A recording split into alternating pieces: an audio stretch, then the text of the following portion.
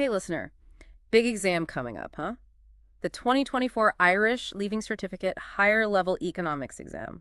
Well, you know we're here to help, right? We're going to take a deep dive today into the Irish economy. And we're going to do it through the lens of the exam, which is honestly brilliant, because it's not just about memorizing facts and figures. It's about using them to understand what's happening around us right now.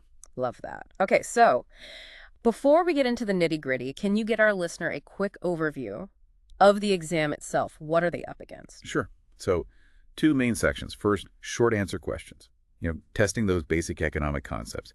Then you've got the extended response section where you get to apply what you know to real world scenarios.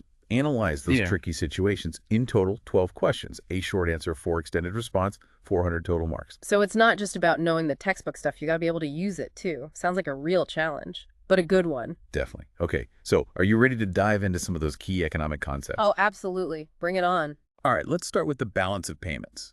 Remember that infographic? In question 1. The one with all those numbers about Ireland's economic transactions with the rest of the world. Yeah, I'll be honest, that one kind of made my head spin a little bit. A lot of information there for sure. But think of the balance of payments like a national checkbook. Okay, it tracks all the money coming in, all the money going out. And it tells us, ultimately, whether Ireland is earning more from the rest of the world than it's spending. So, if I'm looking at this correctly, the data shows that Ireland had a surplus in Q2 2023. Is that a good thing? Economically speaking, I mean. A surplus is usually a good sign. It means more money flowing into the country, which can help fuel investment, economic growth. But you got to dig deeper. Look at the breakdown of those exports, for example. Pharmaceuticals, computer services, those are major contributors to Ireland's export revenue. Right, so it's not just about calculating the balance, it's about understanding what's driving those numbers. That makes it way more interesting. Okay, what other concepts should our listener be ready for? Full employment. It's a big one. The exam mentions that Ireland's unemployment rate was 4.8% back in October 2023. That's generally considered full employment. Yeah. But it's not as straightforward as it might seem. Wait, full employment doesn't mean absolutely zero unemployment, right? Like everyone in the entire country has a job. Exactly. There's always going to be some level of what we call frictional unemployment. Yeah. People moving between jobs, or structural unemployment where industries are changing. The real question is Ireland at its full potential output, even with that 4.8% unemployment rate? Could we be doing even better? Are there untapped resources, skills that aren't being fully utilized? That's the kind of thinking the examiners are looking for. Interesting. So full employment in Ireland isn't just a number, it's this whole debate about maximizing our economic potential. Okay, next up, what do we have? Price ceilings. The exam talks about that proposed €200 per megawatt hour cap on electricity prices. Oh, right. The EU was trying to deal with those crazy energy prices, but did they actually put that cap in place? And if so, did it actually work? That's where your research skills come in. The exam might not give you all the answers, but it's testing your ability to connect these concepts to the real world. So, did the EU implement the cap? What were the arguments for and against it? And what impact did it have on energy prices for people in Ireland? Okay, so sometimes the exam pushes you to dig a little deeper, to see how these economic theories actually play out in real life. Love that. Now, let's talk capital widening versus capital deepening. The exam gives you a table showing a firm's capital to labor ratio over 2 years. And you need to analyze that data to figure out if they engaged in capital widening or deepening. Right, but just to refresh my memory, what's the difference again? Imagine you have a classroom. Okay. Capital widening is like adding more desks. You're increasing the scale, but each student still has the same resources. Capital deepening is like giving each student a brand new laptop. You're making each worker more productive. Ah, okay. Got it. So it's not just about knowing the definition, it's about applying it to that data, figuring out what story it's telling us. You got it. Now let's shift gears a bit and talk about that Harry Styles concert example. Remember that. Question 5.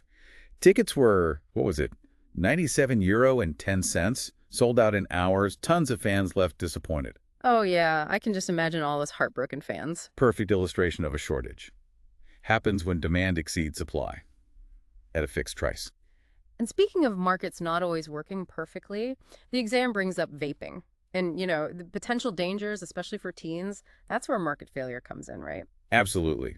The question wants you to think about why vaping might be considered a market failure. Even though there's clearly a demand for these products, it touches on some really interesting points.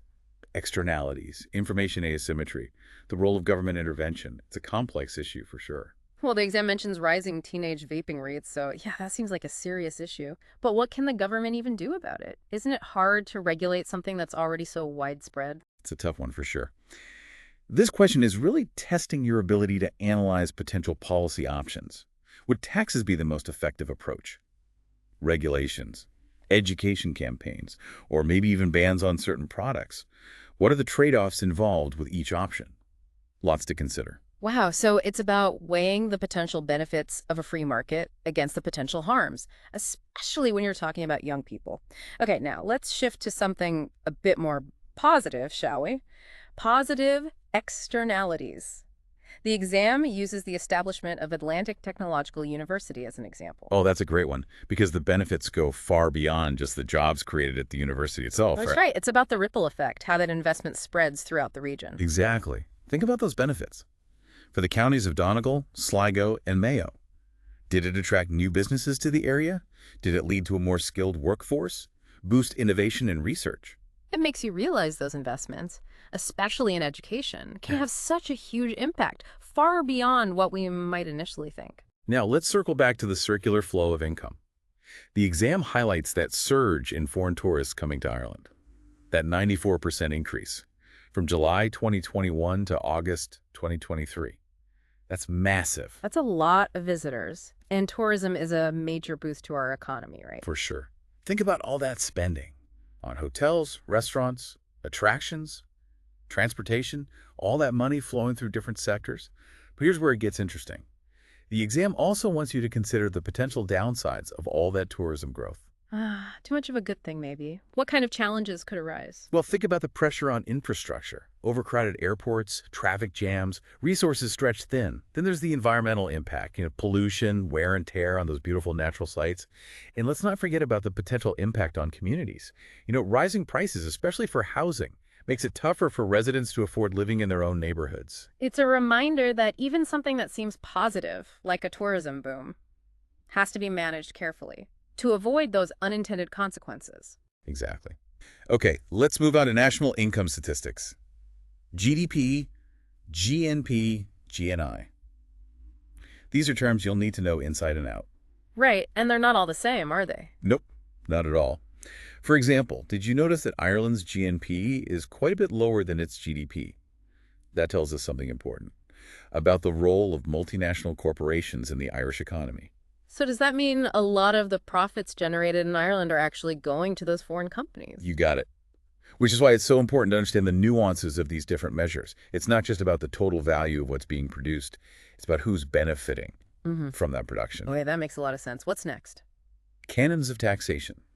The exam asks you to explain two canons besides certainty, meaning taxpayers should know how much they owe and when it's due. Can you think of any other principles that should guide a fair and effective tax system? Let me see. Well, I think simplicity is important, making it easy for people to understand what they owe and how to pay it, and for the government to collect those taxes without a lot of hassle. Excellent point. Simplicity and ease of administration are indeed essential. What about fairness? Wouldn't you want a system that ensures everyone contributes their fair share based on their ability to pay? Oh, yeah, absolutely. That's crucial. The tax burden shouldn't fall unfairly on any particular group. Now, let's step into the shadowy world of the hidden economy. Remember, the exam talks about the Revenue Commissioner's efforts to crack down on this activity, where transactions are hidden, basically, to avoid paying taxes or complying with regulations. And get this, it also mentions that over €313 million in taxes was overpaid in 2022. Wait, overpaid? What does that have to do with the hidden economy? It's an interesting point, right? We often focus on tax evasion. But overpayment also highlights the complexities of the system. Maybe there are issues with clarity, understanding, even errors in filing. It just reminds us that a fair and efficient tax system needs to address both sides, preventing evasion, but also ensuring accuracy. So it's not just about catching the cheaters, it's about making sure the whole system works properly. Okay, what's next on the exam roller coaster? Consumer behavior.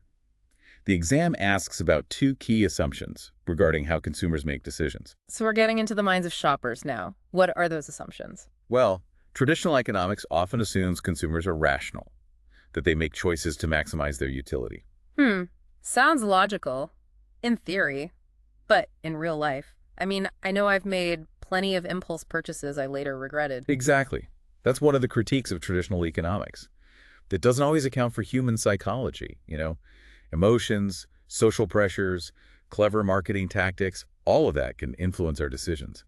That's where behavioral economics comes in, challenging those assumptions of perfect rationality. Okay, so it's not just about numbers and equations. It's about understanding the psychology behind our spending habits. Fascinating stuff. Okay, what other economic concept should we tackle? Globalization. The exam states that globalization is not dead, but it's changing. Hmm. Globalization. That interconnectedness of the world through trade, tech, culture.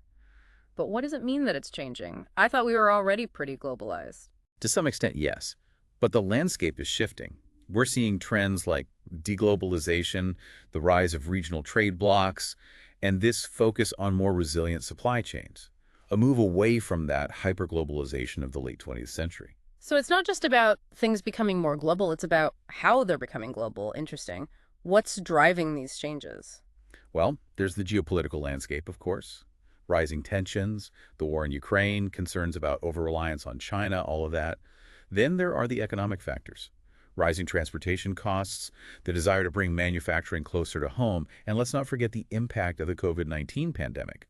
It exposed how fragile those global supply chains can be. Right, so the world is adapting to these new realities. Exactly. And for Ireland, the question is, how do we navigate this evolving global landscape? We're a small, open economy, very reliant on trade. Makes you think. Okay, what else is on the exam agenda? Government budget surpluses. The exam emphasizes the importance of using those surpluses wisely. Okay, a surplus means the government is taking in more than it's spending. Sounds like a good problem to have.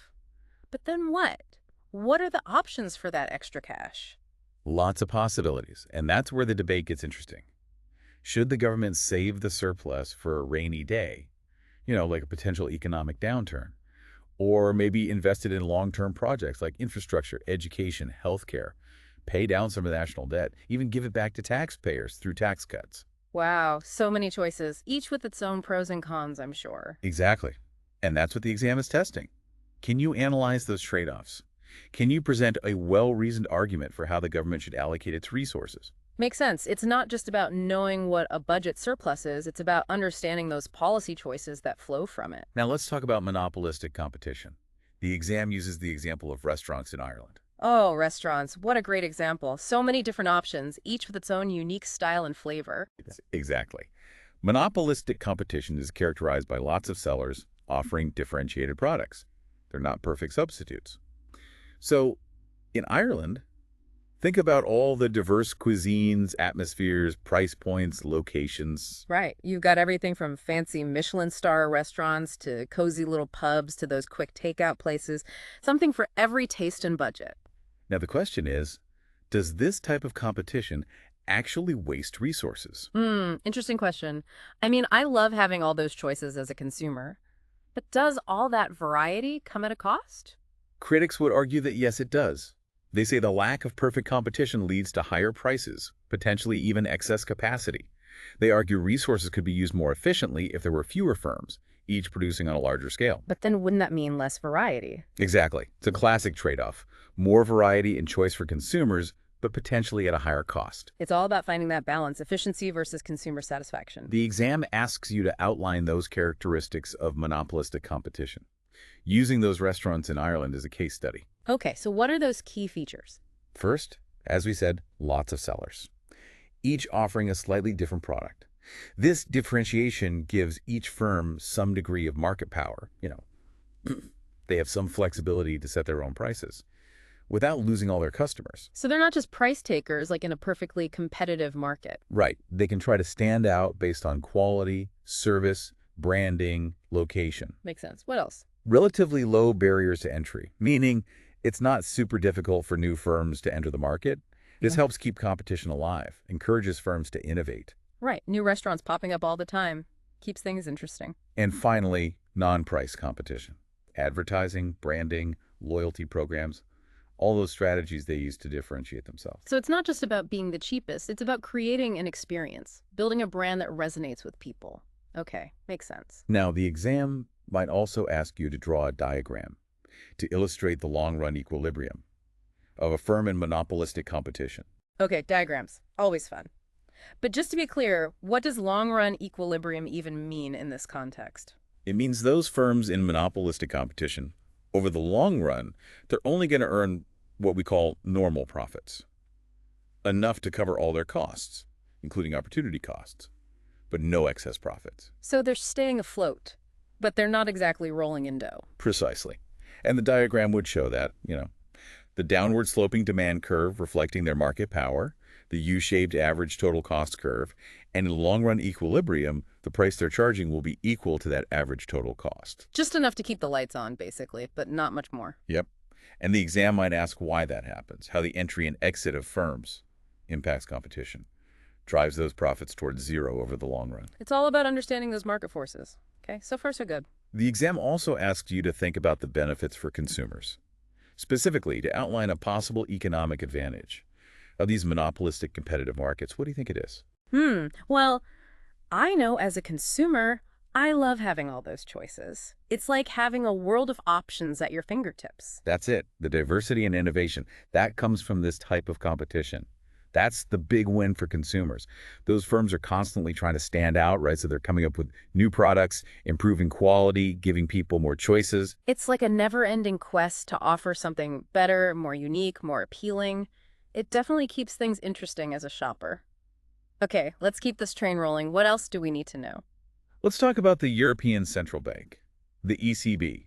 They've been in the news a lot lately with their interest rate hikes. Oh yeah, interest rates. Everyone's talking about them these days, especially with the cost of living rising. The exam focuses on two main areas: the effects of those rate hikes on consumer spending and on the cost of servicing the national debt. Okay, remind me, how do those higher interest rates affect our spending?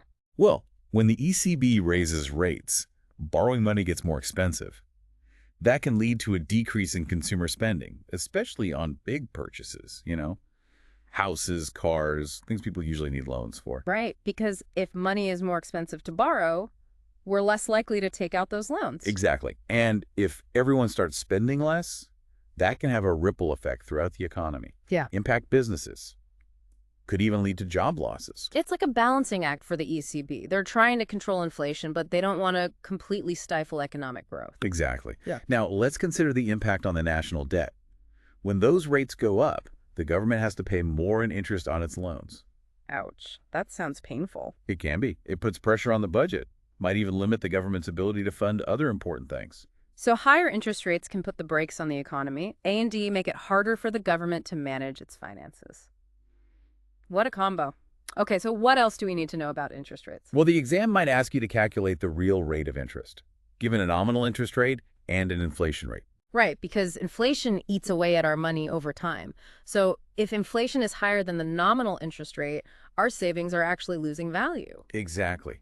So understanding the difference between real and nominal interest rates is crucial if you want to make smart financial decisions. Okay, got it. Now what? More economic challenges. Let's talk about digital-only banks, like Revolut. They've become incredibly popular in Ireland. Oh yeah, Revolut. Seems like everyone's using it these days. Why are these neobanks so popular, especially compared to those traditional banks? Think about convenience. Digital-only banks offer these sleek mobile apps, easy account setup, and you can do international transfers super quickly. And often, they have lower fees, more transparent pricing. Right, so it's speed, simplicity, lower costs. Plus, there's that cool factor, being part of this tech-savvy global community. You got it. And for a generation that's grown up with smartphones and instant access to everything, these neobanks just make more sense. They're aligned with their lifestyle. Okay, so the banking sector is finally catching up to the digital age. Now, let's shift gears to a global issue, the debt crisis in less developed countries. The exam shows this chart, highlighting that dramatic increase in debt repayments those countries are facing. It's a serious problem. And the exam asks you to think about this. Why might financial aid given to those LDCs not always be effective in solving those problems? That's counterintuitive. Wouldn't giving them more money help? It's more complicated than that. In some cases, a big influx of aid money can disrupt the local economy, could lead to inflation, even corruption. So it's not just about handing over money, it's about making sure it's used effectively to address those underlying issues. Exactly. And sometimes aid comes with conditions. Yeah. Certain economic reforms that might not be right for that particular country. It can actually make things worse. So the solution isn't just more money, it's a more nuanced approach. Okay, let's bring it back to Ireland. The exam mentions our ranking as the third most competitive country in the Eurozone. That's pretty impressive. But the exam wants you to go further. Suggest economic measures the Irish government could implement to boost the competitiveness of firms even more. Okay, so we're not just celebrating our success. We're thinking strategically about how to maintain that edge. Exactly. And it's not just about attracting foreign investment. It's about creating an environment where businesses can thrive, innovate. What are the key ingredients there? Well, I'd say a skilled workforce is essential. Investing in education and training programs that prepare workers for the jobs of the future. Absolutely. Investing in human capital is key, especially in those high-growth sectors: technology, healthcare, renewable energy. Right, making sure people have the skills they need to succeed in this rapidly changing world. What else? A supportive business environment. That means having regulations that are clear, predictable, not overly burdensome. Access to financing is crucial too, especially for startups and those small and medium-sized enterprises. They're often the drivers of innovation. Right, so it's about creating a level playing field and fostering that entrepreneurial spirit. And let's not forget about infrastructure. Reliable transportation networks, a modern energy grid, high-speed broadband. All of that is essential. It's like building the foundation for a strong, dynamic economy. The exam also wants you to consider the impact of exchange rates. Specifically, what happens if the U.S. dollar strengthens? How does that affect Ireland's exports and imports? Right, because those exchange rates play a huge role in international trade. Okay, so if the dollar is getting stronger relative to the euro, that means Irish goods and services become more expensive for American buyers. Exactly. And that could lead to a decrease in demand for Irish exports, which could hurt businesses here that rely on selling to the U.S. market. But on the other hand, a stronger dollar would make American goods and services cheaper for us here in Ireland. Right, so we might see an increase in imports from the U.S., which could be good for consumers, right? Lower prices. Yeah. But it could also create challenges for Irish businesses that are competing with those imports. It's a complex situation, lots of moving parts. The exam also brings up the possibility of a recession. If Ireland's competitiveness weakens. The dreaded R word. Nobody wants to hear about a recession. Definitely not. But the exam wants you to think about that possibility. What would happen if Irish goods and services became less competitive? If foreign investors lost confidence in the Irish economy? Doesn't sound good. Could lead to a drop in exports, less investment, maybe even job losses. Exactly. So maintaining and even improving our competitiveness is really important if we want to avoid those negative outcomes. It's like we're in a constant race to stay ahead of the curve, to keep adapting and improving so we can stay competitive in that global economy. Now, let's shift gears again to Ireland's 50th anniversary of joining the EU. The exam mentions this, and it points out that other countries like Ukraine and Moldova are eager to join the EU as well. Interesting, right? With all the challenges and debates about the EU, it clearly still holds a strong appeal. Definitely. So what do you think those countries see as the main benefits of EU membership? Well, one of the biggest is access to the single market. Right. That free movement of goods, services, capital, and people between all those member states. It's like creating this giant economic powerhouse. Exactly. And for businesses in those aspiring member states, that access can be huge. New markets, new opportunities for trade and investment. And for citizens, it means more freedom to live, work, and study in other EU countries. Right. Expanding your horizons, having more choices. EU membership also provides this framework for cooperation.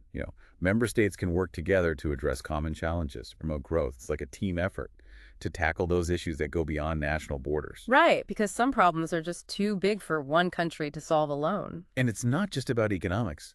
Joining the EU can also bring more political stability, more security, provides a platform for dialogue, cooperation, a way to resolve conflicts peacefully. And for countries that have faced threats like Ukraine, the security guarantees that come with EU membership are a huge incentive. Right, it's like having a network of allies who have your back. Now, let's talk about a public health issue, one that has major economic implications: obesity. Ireland actually has the second highest obesity rate in the EU. Yeah, that's concerning. But how does obesity tie into economics? Well, think about the healthcare costs. Obesity is linked to all sorts of serious health problems, heart disease, diabetes, some types of cancer. Those treatments are expensive. And then there are the indirect costs, reduced productivity, people missing work due to health issues. It adds up. So it's a complex problem with far-reaching consequences. The exam asks you to come up with solutions, specifically one economic measure and one social measure that could help reduce those obesity levels here in Ireland. Okay, so for an economic measure, let's consider a tax on sugary drinks. Make those unhealthy beverages more expensive, which might discourage people from buying them. And the revenue generated from that tax could be used to fund programs that promote healthy eating habits. Right, so it's like using financial incentives to encourage people to make healthier choices. And a social measure to go along with that. How about a public awareness campaign? Promoting healthy eating habits, physical activity. Those campaigns can be really effective, especially if they're targeted to specific groups, like children, for example. Right, because sometimes it's not just about changing prices, it's about changing attitudes and behaviors. Now, let's talk about something a little controversial, data centers. Ireland's become a hub for these massive facilities, that power the internet, store all our data. We've attracted some big players, Amazon, Google, those guys. Right, and those companies bring jobs, investment. Sounds like a good thing. But the exam asks about the potential downsides, the negative economic consequences of those data centers. It's important to consider both sides. One of the biggest concerns is environmental. Those servers require a ton of energy to run, and we're trying to move towards a more sustainable future. It's a bit of a conflict. Yeah, it's a big challenge. Those data centers can strain the electricity grid, make it harder to meet those renewable energy targets. They use a lot of water for cooling, too, which can be a problem in areas where water is already scarce. Right. It's about weighing those economic benefits against the environmental costs and finding ways to minimize those negative impacts. It's like this ongoing dilemma, isn't it? Balancing economic growth with environmental sustainability. Okay, what else? Any other downsides to consider? Data centers also require a lot of space. They can put pressure on housing markets, driving up prices, especially in areas where housing is already scarce. And they require upgrades to infrastructure like roads and power grids. Right, because you need to be able to get all that equipment in and out, and you need reliable power to keep those servers running 24/7. Okay, makes sense. What else is on the exam's hit list? Let's talk about homelessness. The exam presents some data. Shows a worrying trend, unfortunately, an increase in the number of people experiencing homelessness here in Ireland. It's a heartbreaking problem, and it seems to be getting worse. But the exam asks us to go deeper, to look at the reasons behind this trend and explore potential solutions. Exactly. It wants you to think critically about the factors driving homelessness and what policies might actually help address this issue. Okay, so what are some of those key factors? Lack of affordable housing is a big one. When housing costs rise faster than wages, people get squeezed. More and more people are pushed into homelessness. Right, because if you can't afford a place to live, where do you go? Exactly. And then you've got other factors that contribute to this problem. Poverty, mental health issues, substance abuse, domestic violence. So it's not just about a lack of housing units, it's about all those underlying social and economic problems that make people more vulnerable. Exactly. Now, the exam also mentions the government's efforts to increase spending on social housing. But it asks you to consider the broader benefits, the ones that go beyond just reducing homelessness. What are your thoughts on that? Well, providing a safe, affordable place to live is obviously crucial. But I can also see how stable housing can create ripple effects, maybe lead to more stable communities, better health outcomes. It might even boost the economy, wouldn't it? If people have a stable base, they're more likely to be able to work, contribute to society. Exactly. It's about breaking that cycle of poverty, creating a more just and equitable society. Okay, let's move on to another concept. Income elasticity of demand. Can you remind me what that's all about? Sure. It measures how sensitive the demand for a good is to changes in income. So if people's incomes go up, will they buy a lot more of that good? Or just a little bit more? Or maybe even less? Right. It tells us whether a good is considered a necessity or a luxury. The exam gives you an example. It says the income elasticity of demand for those fancy PlayStation 5s is plus 5.2. And that total sales back in 2023 were 10,000 units. Okay, so that plus 5.2 means PlayStations are definitely a luxury good. People are much more likely to buy them if their incomes are high. Makes sense. Now, here's the question. What happens if consumer incomes are expected to fall? Let's say by 5% in 2024. Can you calculate the expected total sales for PlayStations that year? So we're using that income elasticity figure to predict how the change in income will affect demand. It's like we're economic fortune tellers. Exactly. And that kind of analysis can be really useful for businesses, to forecast demand, make decisions about production, pricing. Yeah. It's all about understanding those relationships between income and demand. Now get ready for another concept. Get me with it. Capital expenditure. The exam highlights a big project, the DART Plus program, expanding the Dublin area rapid transit system. Yeah, the DART. A lifeline for so many commuters in and around Dublin. Exactly. Yeah. And that's a perfect example of capital expenditure, investments in those long-term assets, the ones that'll benefit the economy for years to come. Could be infrastructure, like the DART, new schools, hospitals, even research and development initiatives. So it's about investing in the future, building those foundations for long-term growth. Precisely. Now the exam wants you to think beyond transportation. It asks for another example of capital expenditure from a different sector. Okay, let me think. What about if the government invested in a nationwide upgrade to the electricity grid? Making it more resilient, able to handle all that increasing demand from renewable energy sources. That would be a major capital expenditure project with huge long-term benefits for the whole country. Excellent example. Investing in the electricity grid is absolutely crucial, especially as we transition to a more sustainable energy system. Right. It's about creating the infrastructure we need to support a modern economy. Okay, so back to the DART for a second. The exam also asks about the social costs and benefits of this project. What are your thoughts on that? Well, one obvious social cost is the disruption during construction. All those delays, noise, general inconvenience for people who rely on that line. Yeah, that's a pain for sure, but hopefully a short-term one. Hopefully, it's important to consider those short-term costs, Yeah. but also weigh them against the potential long-term benefits. Which would be? Well, think about it.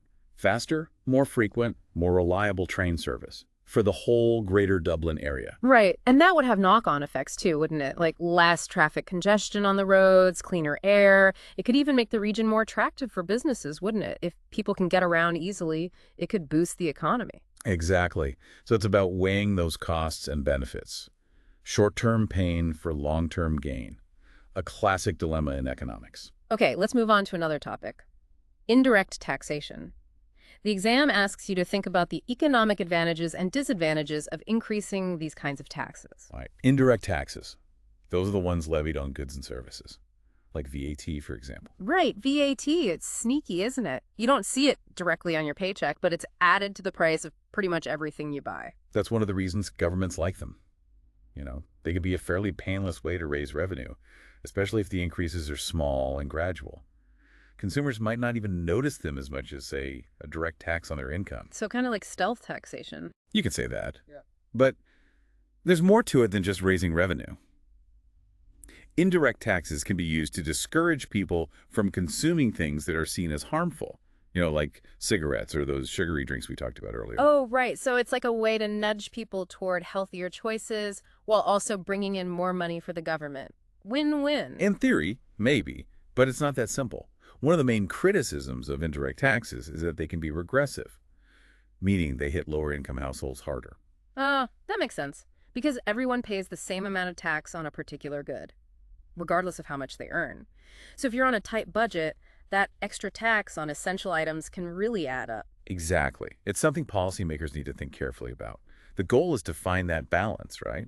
Raise revenue without unfairly burdening those who can least afford it. Okay, makes sense. What else? Population growth. The exam shows you data from the 2022 census. Highlights the fact that Ireland's population is increasing. More people, more demand for goods and services. Sounds like a good thing for the economy, right? Well, it can be. But as with most things in economics, it's not quite that simple. The exam wants you to think about both the positives and the negatives of a growing population. Okay, so on the plus side, a bigger population means a bigger potential workforce, more consumers, maybe even faster economic growth. Exactly. And it can bring more diversity, innovation, cultural richness too. But on the other hand, if that population grows too quickly, it can put a strain on resources. Think about housing, transportation, healthcare, even things like water and energy. Right, suddenly those schools and hospitals are feeling a bit crowded. Exactly. And if the economy isn't growing fast enough to create jobs for all those new people, you could see unemployment rising, social unrest. So it's a balancing act, right? Population growth can be a positive force, but only if it's managed carefully. Makes sense. Now, what about this vacant home tax the exam mentions? Ah, yes, that's an interesting one. The government's attempt to tackle the problem of empty homes. Those properties that are just sitting there unoccupied, while so many people are struggling to find a place to live. It seems like a good idea in theory, but does it actually work? That's a great question, and it's one the examiners might ask you to explore. Look into how that tax has been implemented in Ireland. What were the goals, and have they been achieved?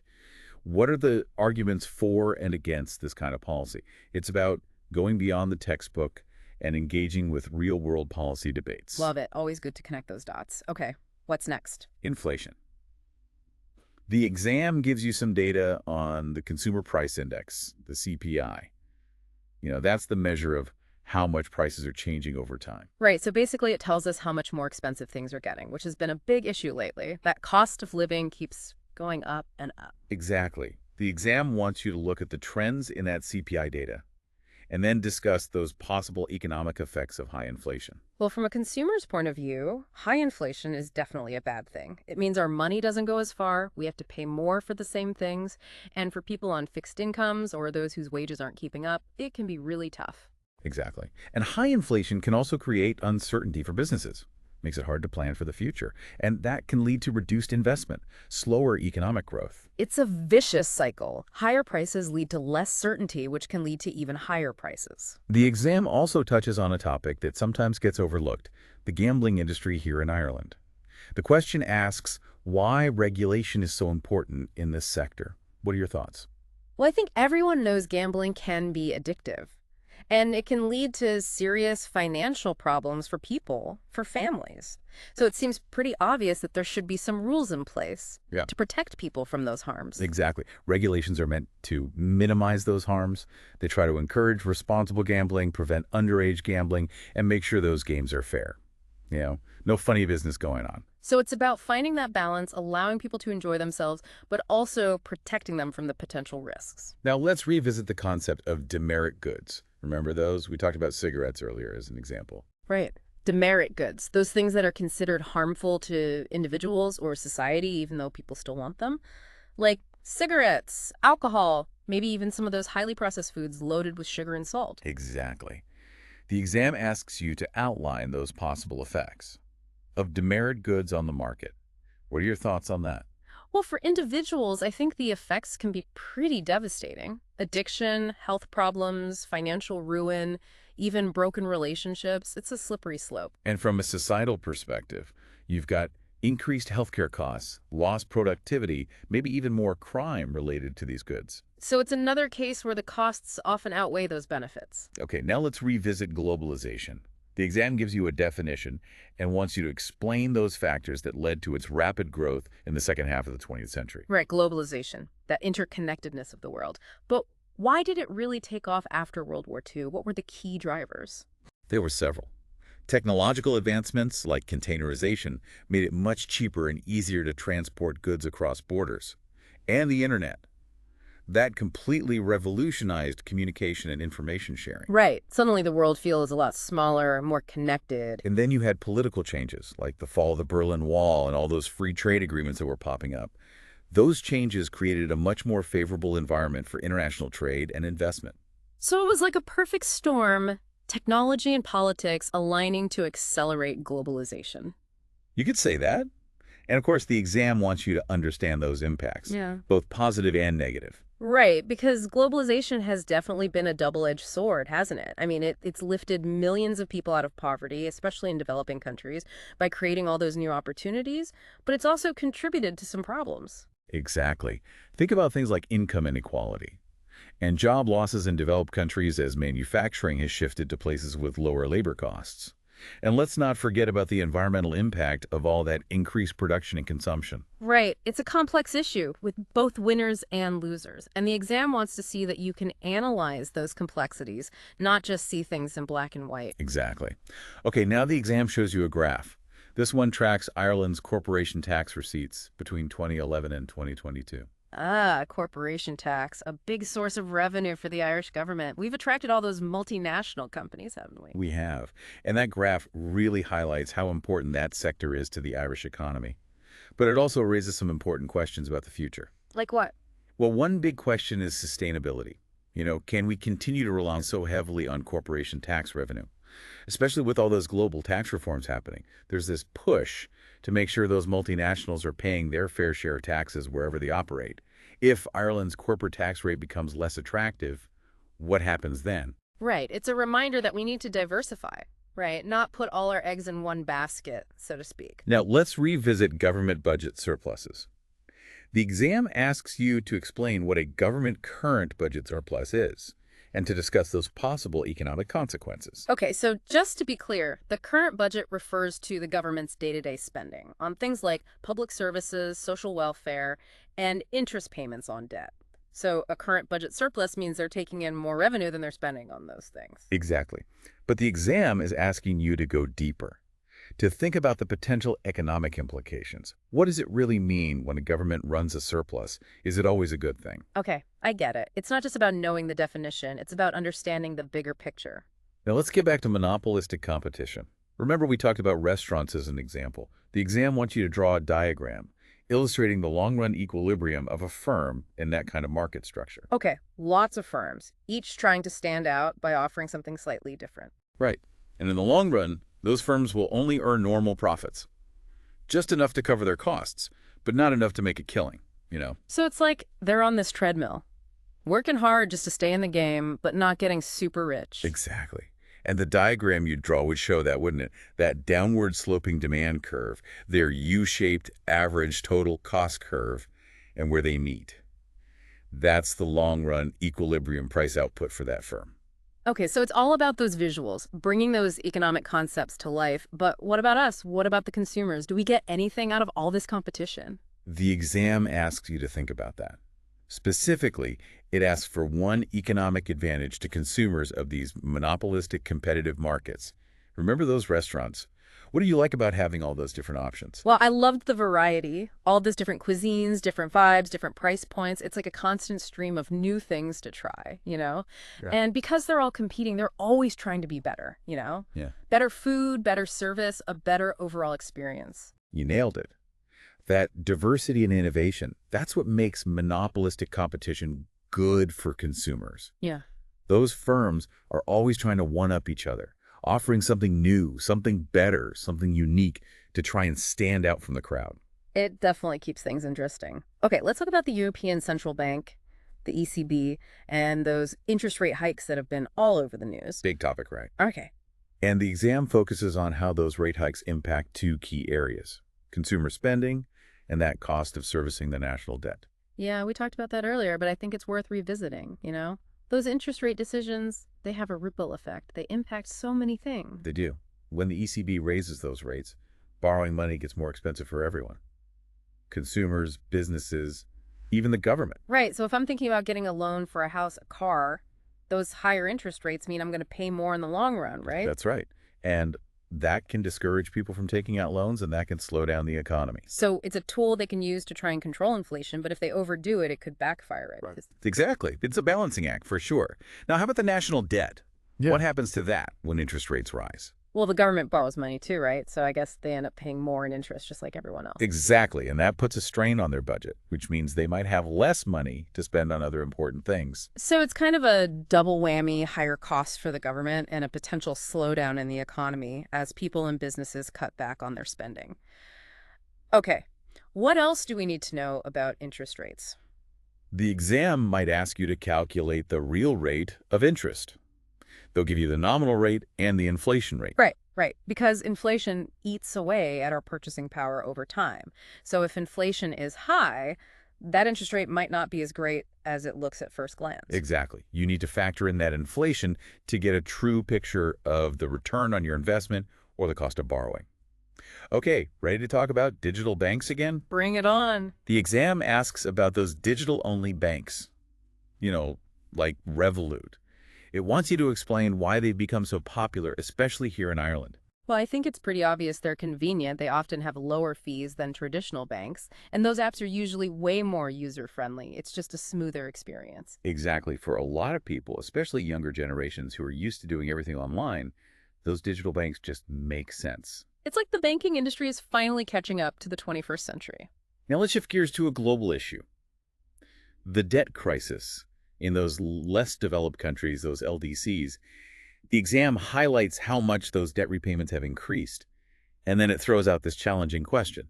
Mhm. Why might giving them more financial aid not actually help? That's a head scratcher for sure. You'd think more money would be a good thing, right? Well, sometimes it can actually make things worse. Imagine a country gets a huge influx of aid money. It can distort the local economy, lead to inflation, sometimes even corruption. Ah, so it's not just about the money itself. It's about making sure that aid is used effectively in a way that actually addresses those underlying problems. Exactly. And if that aid comes with strings attached, maybe certain economic reforms, that might not be the right fit for that particular country. It can backfire. So it's a balancing act, isn't it? Providing support, but also respecting those countries' autonomy. Now let's get back to competitiveness. Remember, Ireland is currently ranked third in the Eurozone in terms of competitiveness. We're doing pretty well, but the exam wants you to think about how we can do even better. It asks you to suggest some economic measures the Irish government could implement to boost the competitiveness of those Irish firms. Thinking strategically right, not just resting on our laurels. Exactly. So what are some ideas? How do we stay ahead of the game? Well, one key area is education and training. We need to make sure our workforce has those cutting-edge skills they need to compete in the global economy. Yep. Investing in STEM fields, digital skills, foreign languages, all of that. Right, because a well-educated workforce is a competitive workforce. Exactly. Now, how about creating a really supportive business environment? Making sure those regulations are clear, predictable, easy for businesses to navigate. And access to financing is crucial too, especially for those startups and smaller businesses. They're the ones driving innovation. It's about fostering that entrepreneurial spirit, giving people the tools they need to turn their ideas into reality. What else? Infrastructure, of course. Reliable transportation networks, a modern energy grid, high-speed broadband, all of those things are essential if we want to attract businesses and investment. It's like laying the foundation for a strong, vibrant economy. Okay, so we've covered a lot of ground today, but what's the main takeaway for our listeners? What's the key to acing that Leaving Cert Economics exam? I'd say it's not just about memorizing definitions and formulas. It's about applying those concepts to real-world situations, analyzing those complex issues, thinking critically, and forming your own conclusions. Exactly. It's about becoming an informed and engaged citizen, equipped to understand the economic forces shaping our world, and maybe even play a role in shaping a better future for Ireland. And on that note, I'll leave you with one final question to ponder. Considering everything we've talked about today, what do you think are the biggest opportunities the biggest challenges facing the Irish economy in the years ahead? Lots to think about. Best of luck with your studies and the exam, and thanks for joining us on this deep dive into the Irish economy.